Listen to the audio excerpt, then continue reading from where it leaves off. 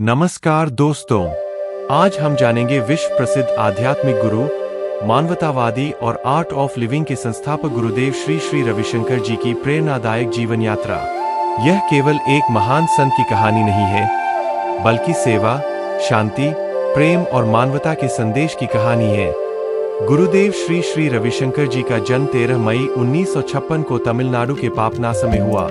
उनके पिता का नाम R.S. वेंकटरत्नम और माता का नाम विशालाक्षी रत्नम था।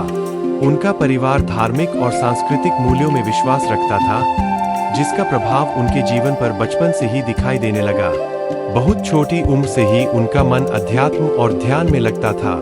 कहा जाता है कि मात्र 4 वर्ष की आयु में उन्होंने श्रीमद् भगवद गीता के कई श्लोक याद कर लिए थे और उन्हें सहजता से सुनाया करते थे। जब दूसरे बच्चे खेल कूद में व्यस्त रहते थे, तब वे कई बार शांत होकर ध्यान में बैठ जाते थे। उनकी इस असाधारण रुचि ने सभी को आश्चर्यचकित कर दिया। उन्होंने सामान्य शिक्षा के साथ साथ भारतीय संस्कृति, वेद, उपनिषद और आध्यात्मिक ज्ञान का भी अध्ययन किया। जैसे जैसे उनकी आयु बढ़ी, उनका झुकाव मानव सेवा और लोगों के जीवन में सकारात्मक परिवर्तन लाने की ओर बढ़ता गया। युवावस्था में उन्होंने अनेक संतों और विद्वानों से मार्गदर्शन प्राप्त किया। उन्होंने भारत के कई स्थानों की यात्रा की और लोगों के जीवन, उनके संघर्ष, तनाव और कठिनाइयों को बहुत करीब से देखा। तभी उनके मन में यह विचार और भी मजबूत हुआ कि यदि व्यक्ति के मन में शांति होगी, तो परिवार, समाज और पूरा विश्व भी अधिक शांत और सुखी बन सकता है।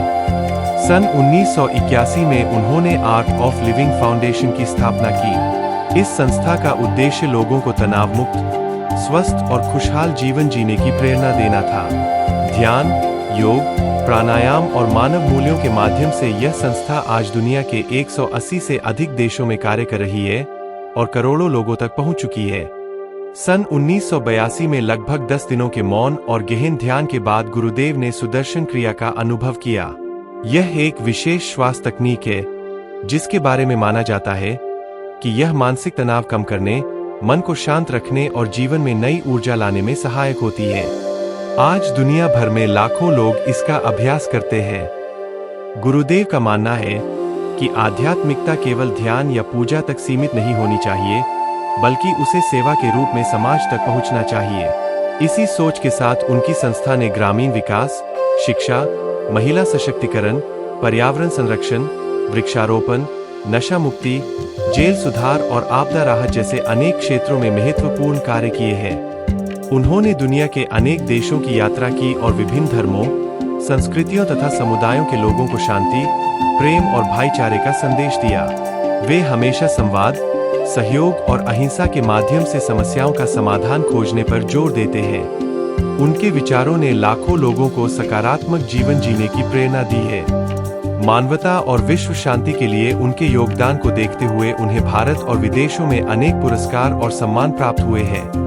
भारत सरकार ने उन्हें देश के दूसरे सर्वोच्च नागरिक सम्मान पद्म विभूषण से भी सम्मानित किया। गुरुदेव हमेशा कहते हैं कि वर्तमान क्षण में जीना सीखिए, मुस्कान कभी मत छोड़िए, सेवा को अपने जीवन का हिस्सा बनाइए और प्रेम तथा करुणा के साथ सभी का सम्मान कीजिए। उनका मानना है कि जब व्यक्ति अपने भीतर शांति स्थापित कर लेता है, तभी वह समाज और दुनिया में वास्तविक परिवर्तन ला सकता है। आज भी गुरुदेव श्री श्री रविशंकर जी दुनिया भर में यात्रा करते हैं और ध्यान, योग, सेवा तथा मानव मूल्यों का संदेश फैलाते हैं। उनके कार्यक्रमों में हर आयु, हर धर्म और हर देश के लोग भाग लेते हैं। उनका जीवन इस बात का प्रमाण है कि एक व्यक्ति भी प्रेम, सेवा और सकारात्मक सोच के माध्यम से करोड़ों लोगों के जीवन में बदलाव ला सकता है।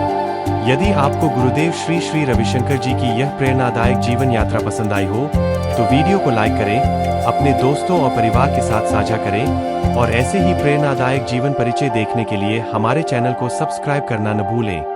धन्यवाद।